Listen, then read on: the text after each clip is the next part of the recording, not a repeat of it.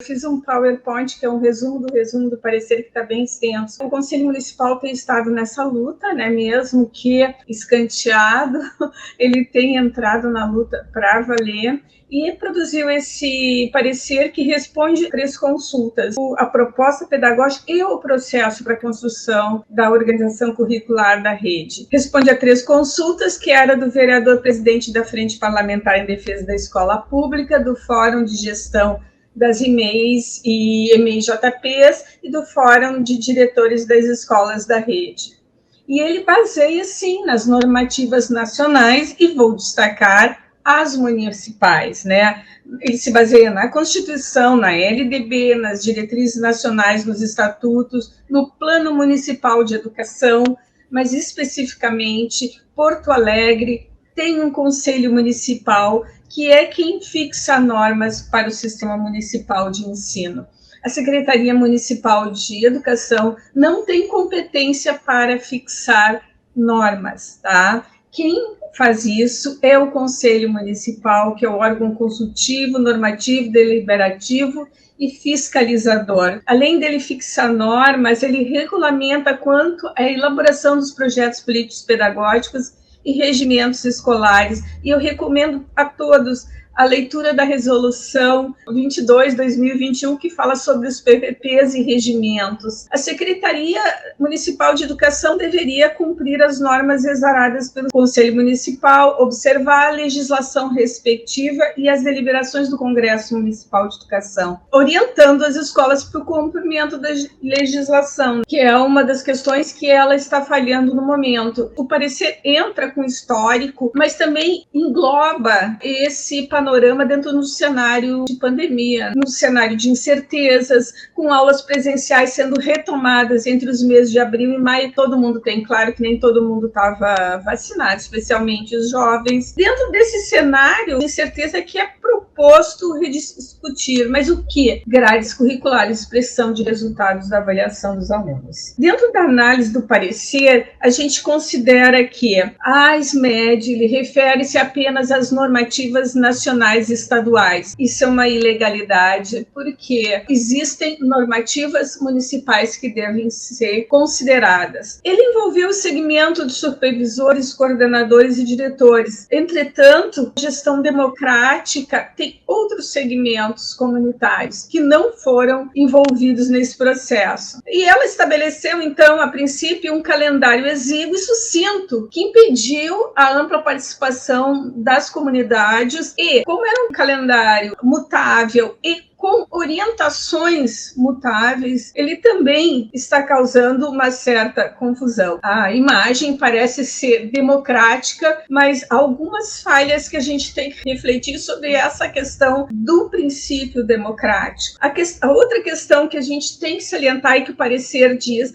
esse processo da SMED começou pela matriz curricular e a expressão de resultados avaliativos. Ao invés de começar com os princípios, as concepções, as opções filosóficas, epistemológicas e socioantropológicas que compõem um panorama, uma proposta pedagógica para o sistema municipal de educação. Então, havia uma redução desse processo e uma inversão nas ordens. É óbvio que a proposta propõe a padronização e a meritocracia, e ela sustenta-se numa perspectiva eficientista que se enfoca na expressão de resultados. A gestão democrática do ensino público centra-se no seguinte princípio: os sistemas de ensino têm liberdade de organização pedagógica. Eles não se submetem assim, é óbvio que eles têm como referência a legislação nacional, mas eles têm uma pluralidade, uma flexibilidade, o princípio da gestão democrática,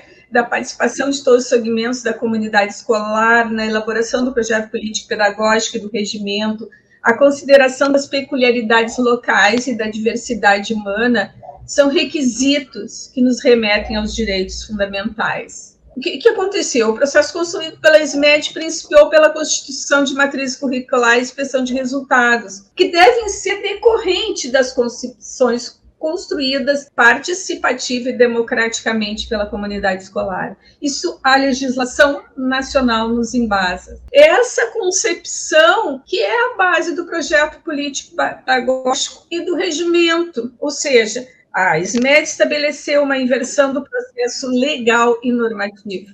Ela principia no que seria o final de um processo mais amplo, que deve incluir a participação de todos os segmentos da comunidade escolar em todas as etapas. O PPP é o instrumento legal e normativo que baliza a organização e a gestão pedagógica, administrativa e cultural, define a viabilização da ação educativa da escola democrática, autônoma e de qualidade social para todos. E no PPP deve estar explicitado um marco referencial situacional político-pedagógico, decorrente de uma opção que a escola faz, filosófica, epistemológica, socioantropológica. A proposta que a SMED traz da grade curricular apresenta para a educação infantil que fixa uma rotina, jornada baseada em hora-relógio, padronizada em momentos de encontro, compromete, então, a finalidade da educação infantil como um desenvolvimento integral das crianças nos aspectos físicos, afetivos, intelectuais, linguísticos e sociais, tá? Fere também a organização e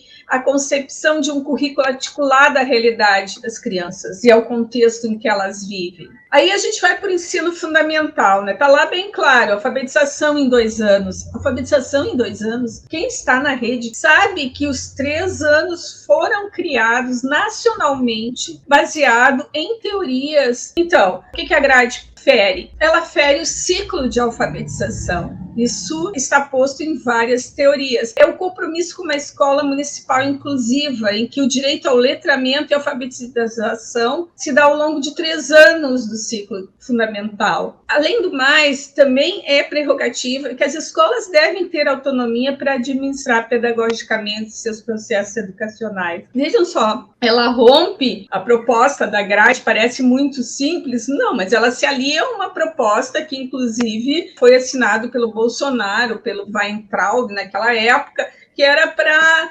alfabetizar em 1 ano. Rale-se quem não conseguir isso. E que empurrava, então, para a educação infantil o processo, o início do processo de alfabetização, porque, claro, que em 1 ano não se alfabetiza, principalmente crianças dos contextos sociais em que nós vemos. Nos anos finais, então, do ensino fundamental, houve, então, a valorização de determinados componentes curriculares, o português e a matemática, em detrimento de outros, com redução de carga horária, a exclusão da filosofia e a inclusão do ensino religioso como componente curricular. Outra coisa é a questão da avaliação, que considera a nota a partir do 6º ano, ou seja, há uma redução do currículo a parâmetros externos de avaliação de resultado para atingir metas em português e matemática. E, além do mais, aliado a nenhuma teoria, se fragmenta a língua portuguesa em língua portuguesa e redação, sendo que a disciplina de redação não existe em lugar nenhum, e ela faz parte do ensino da leitura e a escrita ao longo de toda a educação básica. Eu só gostaria de reforçar que o currículo está em jogo, e o currículo é mais do que essas bases curriculares. Isso deveria ser expressão da criação na perspectiva de uma educação integral de crianças e adolescentes, sem hierarquização entre áreas do conhecimento, bem como a valorização de determinados componentes atrelada à redução da carga horária de outros. O currículo é um percurso formativo. A matriz curricular, segundo a legislação nacional e municipal, deve ter abordagem didática, pedagógica, disciplinar, multidisciplinar, pluridisciplinar, interdisciplinar. Não é isso que está posto na grade curricular apresentada pela mantenedora. O currículo tem que apresentar uma articulação com as inúmeras dimensões de compreensão de mundo, uma visão ampla e complexa dos conceitos que abarcam a produção cultural, científica e tecnológica. E aqui está, então, parece que o cavalo de Troia, o ensino religioso passou a ser alguma obsessão da secretaria, que o coloca, inclusive, em detrimento da filosofia, como componente disciplinar. O ensino religioso é de matrícula facultativa. Segundo a LDB, é parte integrante da formação básica e constitui disciplina dos horários normais da escola. O que o parecer traz? Horário normal não é no mesmo turno. Horário normal refere-se ao horário de funcionamento da escola, envolvendo todos os turnos em que haja efetivo trabalho escolar. Ora, ela é facultativa, ela não deve se contrapor, por exemplo, que é a última das propostas das médias, ou faz ensino religioso ou faz filosofia. Não, esse parecer se posiciona que a filosofia deva continuar no turno de ensino como disciplina, como componente curricular. Quem vai para o turno oposto como uma opção, uma oferta facultativa, é a cultura religiosa. Nós temos a resolução CME-POA número 10/2010, que fala de cultura religiosa facultativa. Essa resolução que normatiza o sistema. E eu não podia deixar de falar na expressão de resultados. É como na parte final do final tu vai sinalizar o que é um processo de avaliação. O processo de avaliação, ele depende de uma concepção de avaliação. Se tu pensar nessa concepção fragmentada que eles estão colocando, nos 2 primeiros anos parecer, depois tem conceitos e depois nos últimos anos nota, a gente está admitindo, a gente está adotando uma concepção meritocrática e homogeneizadora de avaliação, que indica uma perspectiva eficientista centrada na expressão de resultados e desconsidera o processo pedagógico, a identidade institucional